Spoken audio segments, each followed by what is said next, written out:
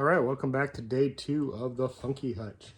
You can see I went ahead and ran to the store and got some more 2x4s to finish up the framing. Got the cross beam in there, the rafters, a couple other things. Bring you in here closer and see. Went ahead and I added these blockings up here to bring this out so I have a place to screw in the siding, because this was a little recessed from where the rafters were. I just put this blocking in all the corners for a little bit extra bracing. And then the ones at the bottom are going to serve some purpose to actually hold a couple wheels on the back. When I was thinking about it last night, I was thinking, you know, I should put a couple wheels on the back.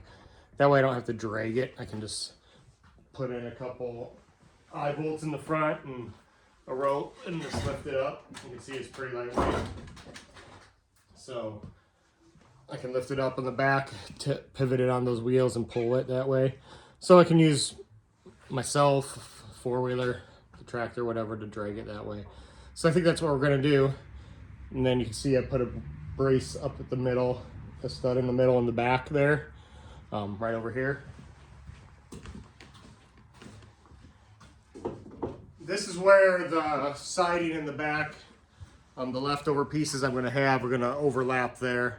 They're gonna be vertical on the back just because of the lengths that I'm gonna have left.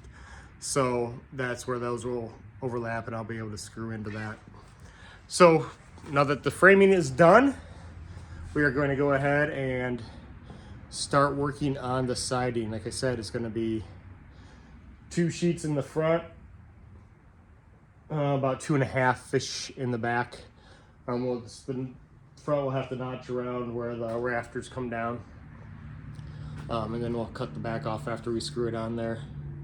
I'm gonna have to use 12-foot sheets. I got a bunch of 12-footers because it's 6 foot. So we'll cut those in half. I'm gonna cut 3 of the 12-footers down, so I'll have 6 sheets. And then I do have a spare 8-foot sheet left that we'll use on the back as well. That way I'm not cutting another 12-footer in half, because you never know if I might want to use that 12-foot down the road somewhere. So we'll get going on that. It's just fiberglass. Probably gonna put on some actual eye protection and maybe even a mask when I'm cutting it, just because I don't want the little particles getting in my eyes and in my breathing them in. And this stuff's old. Who knows if there's asbestos in it or not? I doubt it. I don't think they use asbestos in this stuff. But I'm gonna do that, and maybe even some gloves so I don't get those little fiberglass splinters that just make you itch for days on end.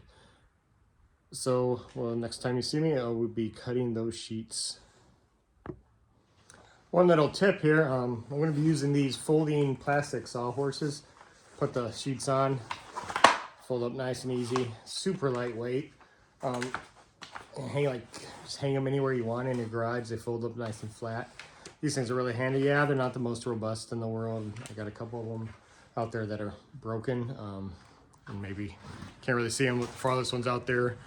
The braces and stuff have cracked and broke, but they still hold stuff for now. Like I said, they're not the most robust in the world, but for what they are and for how cheap they are, they work great. I got these at Menards. In the Midwest, you know what Menards is. Out the rest of the country, it's like Lowe's or Home Depot, but honestly, I think it has a better selection for the DIYer. Lowe's and Home Depot seem to be more geared towards the contractor. But yeah, these are great just because I can hang. I got like 4 of them. I actually got 6 of them. Got a couple in the basement I'm using to hold some trim I'm painting. But 6 of them, just hang them in a couple spots in the garage. They don't take up hardly any space, and they're super lightweight. So yeah, if you want some nice, easy, portable sawhorses, these things are awesome.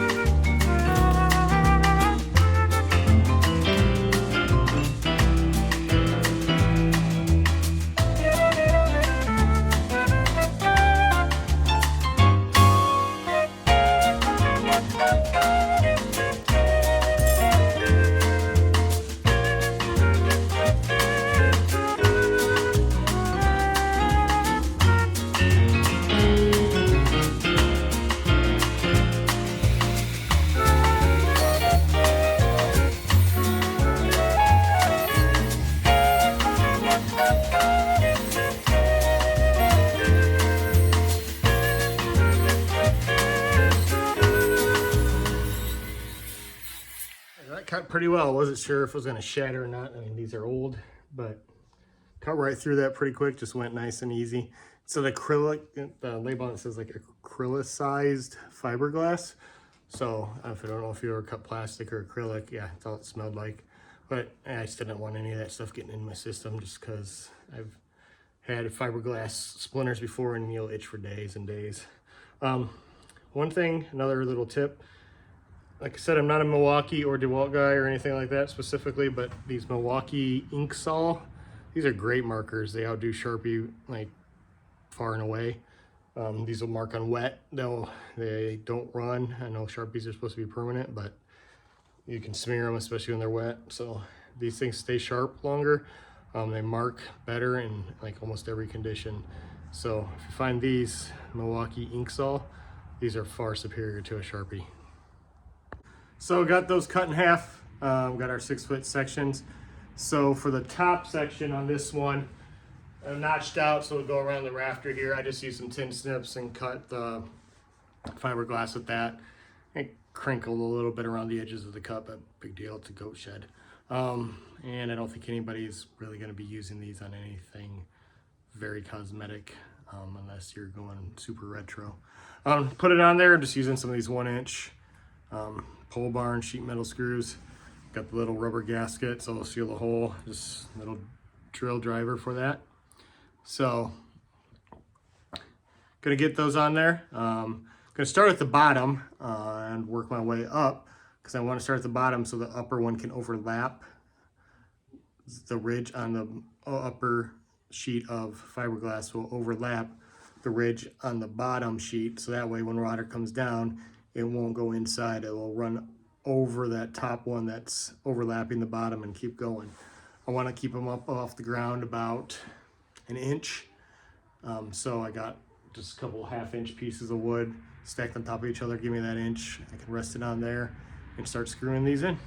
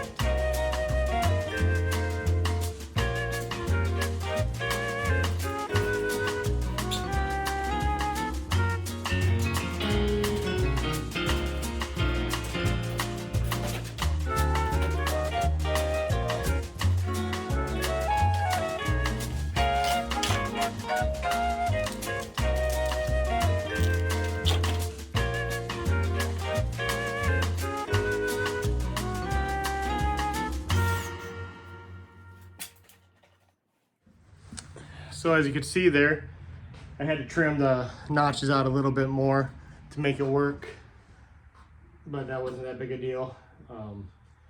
So you can see one of the upper raised ribs is at the base.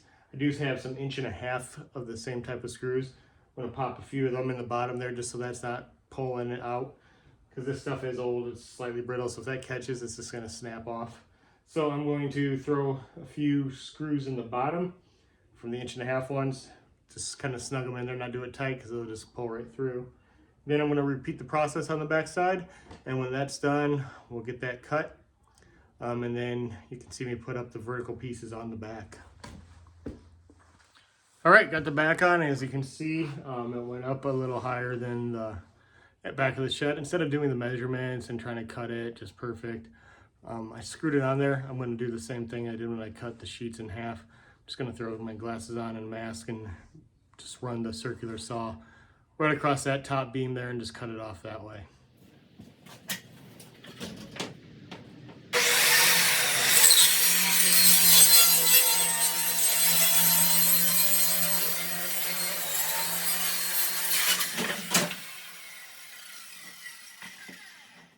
Definitely want to wear eye protection when doing that. As you can see, it hits you in the face the whole time you're doing it. So now we got those trimmed up. We're gonna screw the back ones on vertically. I'm not gonna show that. I'm just gonna get them on there and I'll show you when I'm done. And then we're gonna do the same thing. You're gonna stick up a little bit past the back, but I'm just gonna take the saw and cut them off flush again. Then after that, show you how I'm gonna put the wheels on here. Hopefully I can get them to line up perfectly with one of the indents in the siding, and that way we're not trying to shim it from the inside. So yeah, get on those back sheets. I'll show you once they're in, and then we'll move on to the wheels. All right, got the back on. You guys can see from the inside there's one of the scrap pieces that fell down in. This is not the best gimbal in the world, so it might be a little bit shaky. Apologize for that. Back up, let you kind of see the whole thing. Don't have the roof on yet because we're going to do those wheels next. You see the stud in the back there.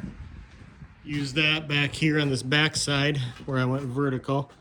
You can kind of see, it's kind of nice, the semi-transparent. You can see where I was putting all the screws in and everything, where to cut, but somehow I still managed to go a little low here and cut into the rafter behind it. That's why there's some extra screws. I might throw a little caulk on there to seal that crack, just depending on how much overlap I have from the roof.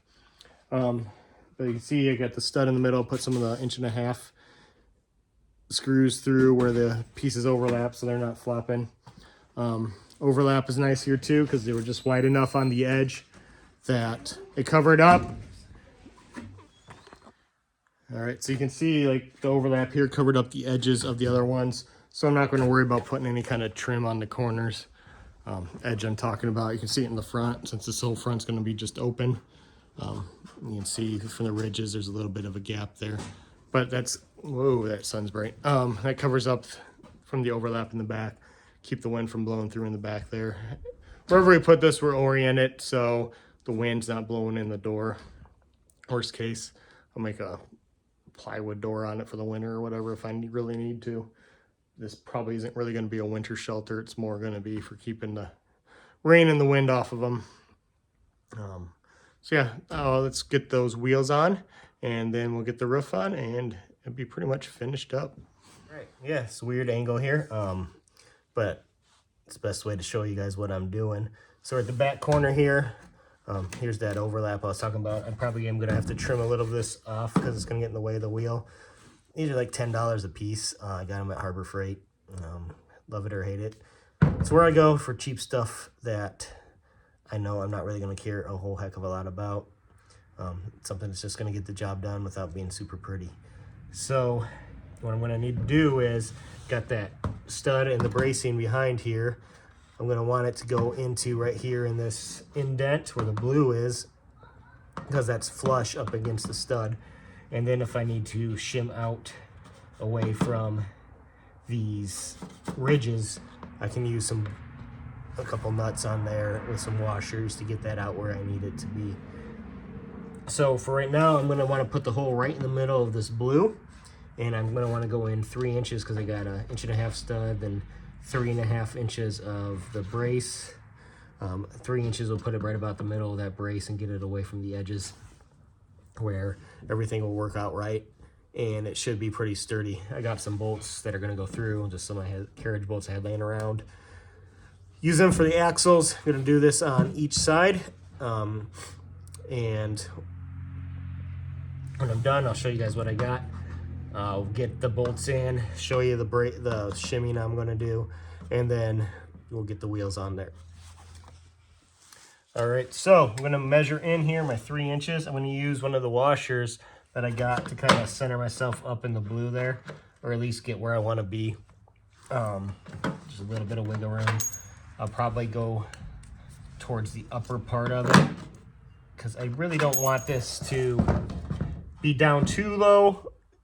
I want just a little bit of gap between the bottom of this and the ground, but not a lot because I really want it to sit pretty flush. So if I go right in the middle there of that blue, looking about where that's at, give me actually if I go to the bottom of it, it looks like it'll give me the clearance I need to be able to just pick up the front and kind of use this to go toward, to tilt it up and pull it away. So let's get my 3 inches in. If I mark it, oh well. It's not, like I said, it doesn't have to be the prettiest thing. Goats aren't going to complain, but kind of got my 3-inch mark there. I'm going to center up my washer on that. Make my circle. I'm going to drill the holes, and I'll get the carriage bolts in there. Got some 6-inch carriage bolts that'll come through. That's a 5/8. It said bushing on those wheels. I got 1/2-inch bolts. I already had them. I didn't want to buy any more, so I'm going to use them anyway. It's still going to turn. And it's not like it's going to be moving every 2 hours. It's something I'm going to move every couple months, if that. So I'm going to do the same thing on the back. Once I get those done, I'll show you guys the bolts before I put the wheels on, show you how I'm going to shim out here from that ridge. Well, here's another thing, real life. Showed you my mistake on cutting the fiberglass. This isn't really much of a mistake, but it's something I really couldn't foresee because I did this before. I planned on putting the bolts in and the wheels on. My corner bracing is in the way of getting the bolt in. It's not that big a deal. I'm gonna pop the screws out, pop that out, put the bolt in, and then put these back in. Got those drilled and got the axles in, the bolts. So these 6-inch leg carriage bolts worked out perfect. I had to play around a little bit with my spacing on getting it out, keeping the wheel from rubbing. You can see I had I don't know if you can really see that. I had to cut away on the fiberglass a little bit because the wheel was touching. No big deal. Just put a washer on, put a nut on, tighten that down till you could kind of hear the fiberglass creaking a little bit. I didn't want to go any farther because I didn't want to crack it and put a big hole in it. So that nut and then 3 of the washers that I had is the proper spacing. Works out perfect for that wheel. A little sawdust on there. Get that on there. It might rub a hair here and there on the fiberglass. It'll work its way away. Throw another, excuse me, washer on there, and then I got nylon lock nut. Crank down on that. Got these nice ratcheting wrenches. These are awesome. You could use a socket too, but this is what I got out. This is what I'm going to use. And since they're carriage bolts, they got the square on the inside, so they're pounded into the studs on the back, so they're not going to turn. Rotate it all, so that's nice. So I'm going to tighten that down, back it off just a bit to where these wheels turn. They do have a bushing in there, but you can still tighten it up a little much where they don't want to turn. So now that that's turning fairly freely, go ahead and I'll do the other side, then we'll get the roof on. Got the wheels finished up. Right now I've just laid the roof panels on here. Kind of wanted to get the whole thing on there loose so I can move it around and see where the little bit of overhang I have would be. Got it lined up so it's overhanging the ridges of the paneling in the back to keep the water from going in there. I have a little bit of overhang on the front here just to keep it from dripping on this. I'm not going to put drip edge or any of that stuff on here. It's a goat shed. So you can kind of see what it's going to look like.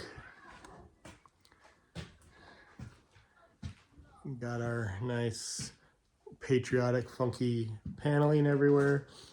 Kind of makes me think of like some kind of hot dog stand or something you'd find at the fair. But got that all in there. Kind of got a good idea of what it looked like. When I'm completely done, got a couple eye bolts. I'm going to screw into the base in the front there, run like a rope or a chain through it so we can pick up from there and pull it. Hopefully I have enough light left when I'm done here. You can see me pick that up and wheel it out of here and kind of get an idea of what everything looks like. Let's go ahead and take a quick tour. So you can see the overhang there. I'll use that to put hay under, keep it dry. My goats are picky for some reason. They don't like eating wet hay. But even if I use this for the turkey coop, we'll be able to put their food and stuff under there, keep it dry as well. Got our opening here. Said it's about 4 foot wide, 6 foot deep. Plenty of room, probably way more than I needed, but like I said, I didn't want to cut the panels much, so that made it easy. And get a good shot of the back there. Sorry, turning the camera the wrong way. You can see that. So yeah, I mean, that's pretty much the shed wrapped up. We'll get those roofing panels all screwed down, get that rope on there and drag it on out of here. So give you a shot of that when I'm done. I know I said I wasn't going to do drip edge, but I found some scraps I had left over from my rabbit shed and another shed. So I am going to slap some drip edge on the front, and I got some trim. I'm going to go over the back here just to kind of help the water run off a little bit better, make it last a little bit longer. So got enough scrap pieces to piece it together to get everything covered up. The rest of it's white. It's gonna have one little piece of brown. Oh well, I think it's not the prettiest thing in the world anyway. So yeah, get those on there.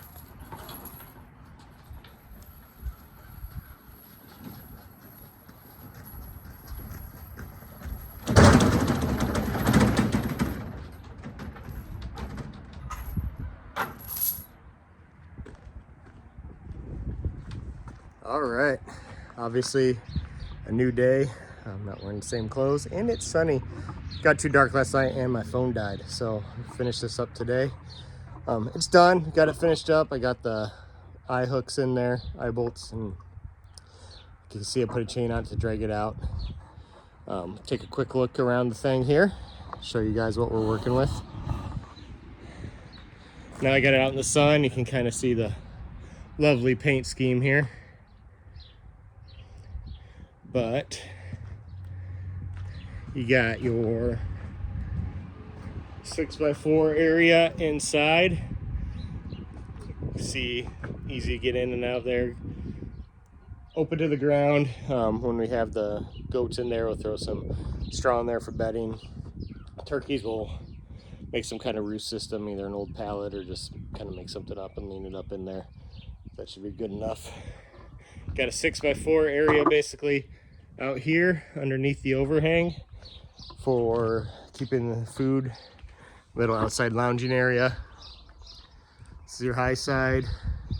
See, I just had some leftover trim.